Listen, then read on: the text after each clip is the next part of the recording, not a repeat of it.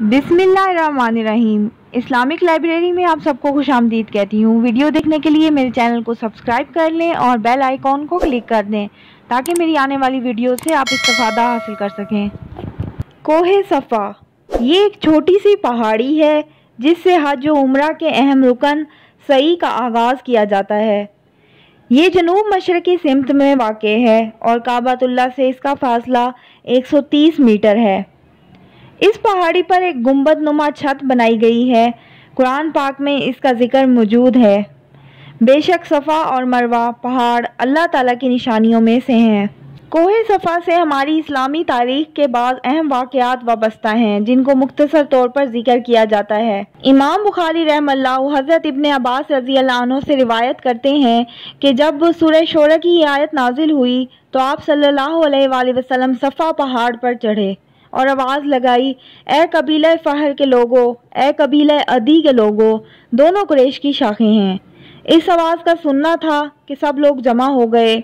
जो किसी वजह से खुद ना आ सका उसने अपने नुमाइंदे को भेज दिया ताकि वो जाकर देखे क्या बात है। अबू लहब भी आ पहुंचा। आप सल्लल्लाहु अलैहि वसल्लम ने फरमाया, ए लोगों, अगर मैं कहूँ कि इस वादी में पहाड़ के पीछे एक लश्कर है जो तुम पर हमला करने वाला है तो क्या तुम मेरी बात की तस्दीक करोगे? सब ने एक आवाज़ में कहा, हाँ, हमने तुम्हें सच्चा ही पाया है। आप सल्लल्लाहु अलैहि वसल्लम ने इरशाद फरमाया, मैं तुमको एक शदीद अजाब से डराता हूँ जो बहुत करीब है। अबू लहब ने कहा, तेरा बुरा हो माज़अल्लाह, क्या तूने इसलिए हमें जमा किया था? इस वाक़े के पस मंज़र में सूरह लहब नाजिल हुई। तर्जुमा, अबू लहब के दोनों हाथ टूट जाएं और वो हलाक हो जाए। ना उसका माल उसके काम आया और ना उसकी कमाई। वो अनकरीब एक शोला मारती हुई आग में दाखिल होगा, वो भी और उसकी बीवी भी जो सर पर ईंधन उठाकर लाती है। उसकी गर्दन में मजबूत बटी हुई रस्सी होगी। दूसरा वाक़या कुछ यूँ है कि हज़रत अब्दुल्ला बिन अब्बास रज़ियल्लाहु अन्हुमा फरमाते हैं कि कुरैश ने रसूल अल्लाह सल्लल्लाहु अलैहि वसल्लम से कहा, अपने रब से दुआ करो कि वो हमारे लिए सफ़ा पहाड़ी को सोना बना दे। अगर ऐसा हो गया तो हम तुम पर ईमान ले आएंगे। आप सल्लल्लाहु अलैहि वसल्लम ने पूछा, क्या वाकई तुम इस पर तैयार हो? कुरैश ने जवाब दिया, हाँ। चुनाचे आप सल्लल्लाहु अलैहि वसल्लम ने दुआ फरमाई। जिब्रील अलैहिस्सलाम तशरीफ़ लाए और आकर अर्ज़ किया, या रसूल अल्लाह सल्लल्लाहु अलैहि वसल्लम, अल्लाह ताला ने आपको सलाम कहा है और इरशाद फरमाया है, आप अगर चाहते हैं कि इनके लिए सफ़ा पहाड़ी को सोने से बदल दिया जाए तो मैं ऐसा कर दूंगा, मगर इसके बावजूद अगर ये लोग ईमान ना लाए तो फिर मैं इनको ऐसा सख्त अजाब दूंगा कि किसी को ना याद होगा। और अगर आप चाहें तो ये मामला ऐसे ही रहने दें और मैं इनके लिए तौबा और रहमत का दरवाज़ा खोले रखूं। आप सल्लल्लाहु अलैहि वसल्लम ने फरमाया, मैं चाहता हूँ कि तौबा का दरवाज़ा खुला रहे। इस सिलसिले में ये आयत करीमा नाजिल हुई और हमने निशानियाँ भेजनी इसलिए मौकूफ़ कर दी कि अगले लोगों ने उसकी तकज़ीब की थी।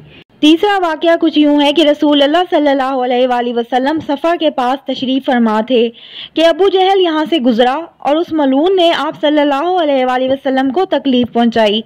एक पत्थर आप सल्लल्लाहु अलैहि वसल्लम को मारा जिससे आपका सर मुबारक लहू लहान हो गया।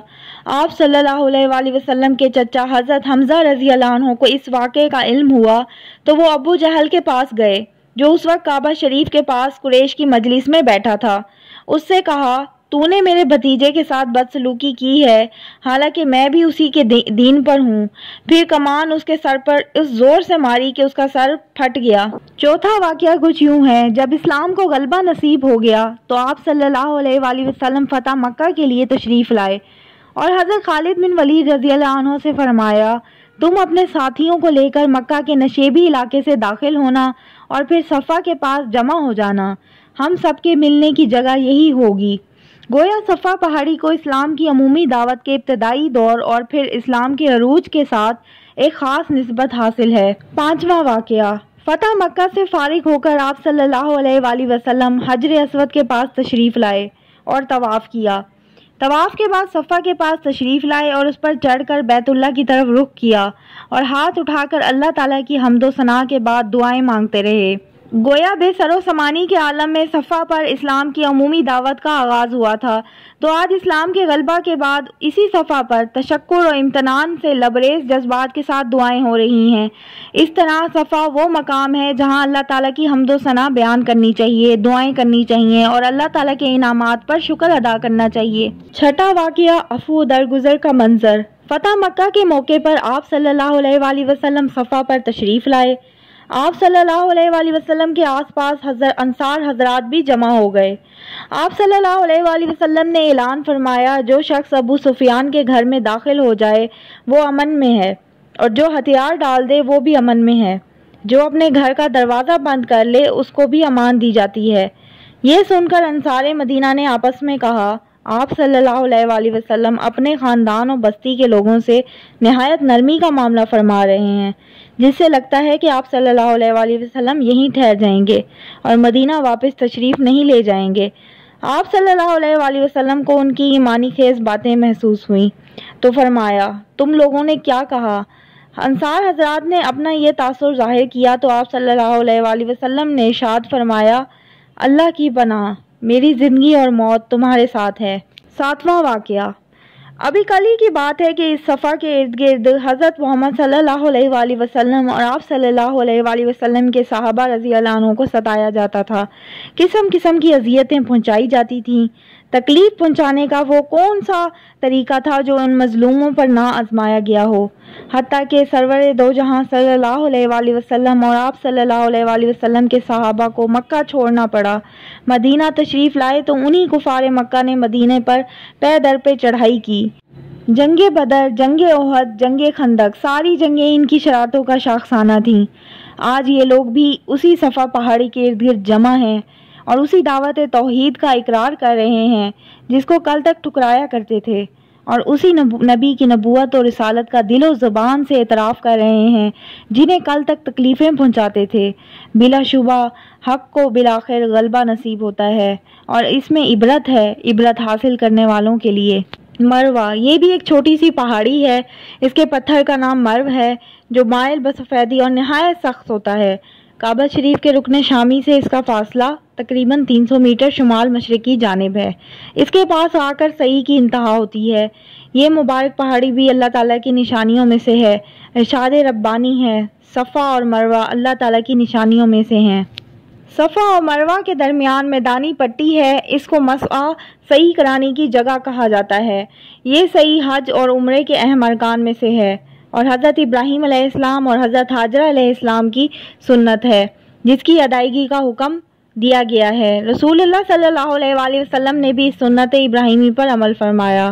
حضرت ابن عباس رضی اللہ عنہ فرماتے ہیں کہ جب حضرت ابراہیم علیہ السلام کو اعمال حج ادا کرنے کا حکم دیا گیا تو سعی کے مقام پر شیطان آڑے آیا اور سعی میں مزاحمت کی، لیکن آپ ہی اس پر سبقت لے گئے۔ حضرت عبداللہ بن عمر رضی اللہ عنہما فرماتے ہیں کہ نبی پاک صلی اللہ علیہ وآلہ وسلم وادی کی نشیبی جگہ پر تیزی سے چلتے تھے۔ آج کل اس کی علامت کے لیے سبز بتیاں روشن کر دی گئی ہیں اور دیواروں پر سبز رنگ کی پٹیوں سے اس کی نشاندہی کی گئی ہے۔ حضرت جابر رضی اللہ عنہ رسول اللہ صلی اللہ علیہ وآلہ وسلم کے حجۃ الوداع کے ضمن میں فرماتے ہیں، پھر آپ صلی اللہ علیہ وآلہ وسلم دروازے سے باہر صفا کی جانب تشریف لائے۔ صفا کے قریب جا کر یہ آیت مبارکہ تلاوت فرمائی جو کہ سورہ بقرہ کی آیت نمبر 158 تھی۔ پھر فرمایا، میں صحیح اسی سے شروع کرتا ہوں جس کا ذکر اللہ تعالیٰ نے شروع میں فرمایا ہے، یعنی آیت میں صفا کا ذکر پہلے ہے اور مروہ کا بعد میں ہے۔ اس طرح آپ صلی اللہ علیہ وآلہ وسلم نے سعی کا آغاز صفا سے کیا، اس کے اوپر چڑھے اور بیت اللہ کی طرف رخ کیا اس طور پہ کہ وہ نظر آ جائے، اور پھر آپ نے دعائیں فرمائیں۔ پھر مروہ کی جانب تشریف لے گئے۔ جب آپ صلی اللہ علیہ وآلہ وسلم نشیبی جگہ پہنچتے تو تیز چلتے، جب اوپر چڑھتے تو عام چال چلتے۔ مروہ پہنچ کر وہی عمل کیا جو صفا پر کیا تھا، یعنی قبلہ رو ہو کر دعائیں کی۔ سعی کے دوران دعاؤں کا اہتمام مسنون ہے۔ 7 چکروں کی کوئی مخصوص دعا نہیں، جو چاہیں اور جس زبان میں چاہیں دعائیں مانگیں۔ صفا و مروہ کے درمیان جہاں سعی کی جاتی ہے وہ غیر ہموار اور اونچی نیچی تھی۔ اس کی اصلاح و مرمت کا کام مختلف ادوار میں بارہا ہوا ہے، یہاں تک کہ آج وہ نہایت خوبصورتی اور صفائی و ستھرائی کی آئینہ دار ہے۔ چھت بنا کر پوری میدانی پٹی کو 2 منزلہ بنایا گیا ہے۔ ایک وقت وہ تھا جب مسجد حرام سے علیحدہ تھی۔ حتیٰ کہ درمیان میں مکانات و عمارتیں حائل تھیں۔ نیز مساق کی دونوں جانب دکانیں تھیں جن کے بیچ سے گزر کر سعی کی جاتی تھی۔ سعودی حکومت نے عمارتوں اور دکانوں کو خرید کر اس انداز سے تعمیر کیا کہ مساق کو مسجد حرام سے ملا دیا۔ نیز صفا و مروہ کی درمیانی مسافت کو ہموار کر کے عمدہ قسم کا فرش بنا دیا گیا ہے۔ مساق کی لمبائی 3945 میٹر ہے۔ یہ پیمائش صفا کی بلندی پر دیوار سے شروع ہو کر مروہ کی بلندی پر دیوار تک ہے۔ مساق کی پٹی کا عرض 20 میٹر ہے۔ صفا و مروہ کے درمیان منزل کی دوسری جانب جانے کے لیے متحرک سیڑھیاں اور لفٹیں لگائی گئی ہیں۔ متحرک سیڑھیاں باب الصفا کے باہر اور لفٹیں باب الصفا کی اندرونی جانب ہیں۔ صفا و مروہ کی پہلی منزل میں عام دروازوں کے علاوہ 7 ایسی گزرگاہیں ہیں جو پل نما ہیں۔ ان کا فائدہ یہ ہے کہ جو لوگ صفا و مروہ کی جانب سے براہ راست مسجد حرام میں داخل ہونا چاہیں وہ ان پل نما گزرگاہوں کے ذریعے سے جا سکتے ہیں تاکہ ان کی وجہ سے سعی کرنے والوں کی سعی میں کوئی خلل واقع نہ ہو۔ واضح رہے کہ مساق کی پہلی منزل 2 حصوں میں تقسیم ہے۔ ایک حصہ صفا سے مروہ جانے کے لیے خاص ہے اور دوسرا حصہ مروہ سے صفا واپسی کے لیے ہے۔ ان دونوں راہوں کے درمیان جالی دار رکاوٹ کے ذریعے 2 چھوٹی چھوٹی گزرگاہیں بنائی گئی ہیں جن سے معذور اور کمزور لوگ کو ویل چیئر کے ذریعے صحیح کرائی جاتی ہے۔ یہ بات بھی قابل ذکر ہے کہ پہلی منزل کو ایئر کنڈیشن کر دیا گیا ہے۔ صحیح کے دوران 2 جگہ سبز رنگ اور سبز لائٹ کی نشانی ظاہر کی گئی ہے۔ ان کے درمیان مردوں کے لیے تیز رفتاری سے چلنا مسنون ہے۔ یہ تھی میری آج کی ویڈیو۔ امید کرتی ہوں آپ کو ویڈیو بہت پسند آئی ہوگی۔ اگر آپ کو ویڈیو اچھی لگتی ہے تو میرے چینل کو سبسکرائب کر کے میری حوصلہ افزائی کریں، میری ویڈیوز کو شیئر کریں اور لائک کریں۔ اللہ حافظ۔